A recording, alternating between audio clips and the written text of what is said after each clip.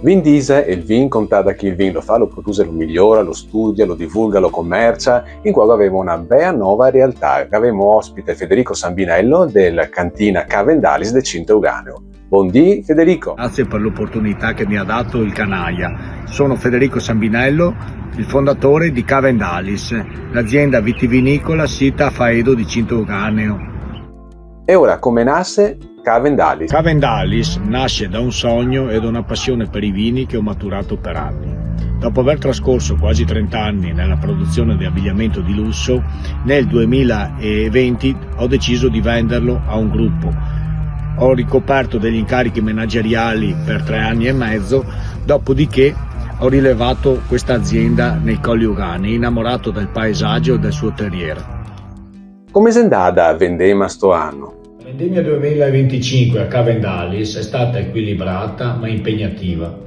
Le frequenti piogge hanno richiesto attenzione, ma la pendenza dei terreni e l'esposizione a sud dei nostri vigneti hanno garantito uve sane e mature. A Cavendalis produciamo 4 vini e li abbiamo vestiti ognuno con un'etichetta differente che rappresenta il dente di leone nelle 4 fasi. Questa etichetta rappresenta anche il mio cambiamento di vita da imprenditore del mondo della moda a produttore di vino in queste colline. I 4 vini sono Luce Nascente, un rosso Colli d'Oc a un taglio bordolese, 50 Merlot e 50 Cabernet Sauvignon, che rappresenta l'inizio. Poi abbiamo Raggio Fiorito, un Merlot 100% uve in purezza di Merlot, rappresenta la piena fioritura, la passione e la profondità.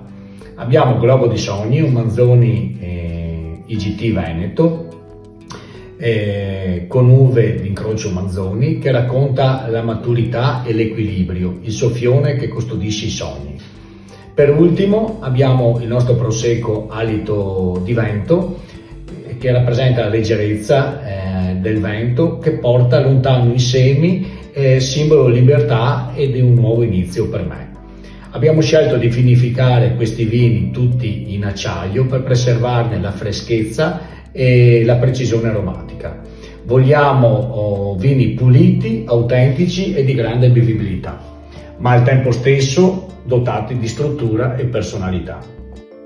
Come sei che vi può contattarvi? Potete contattarci scrivendo alla nostra email info@cavendalis.com oppure tramite il nostro sito internet www.cavendalis.com, oppure siamo presenti nei social con Cavendalis, Instagram, Facebook e TikTok.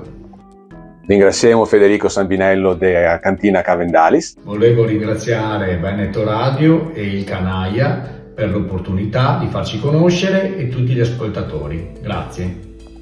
E noi altri andiamo avanti con Garangheo e il Veneto Sebeo.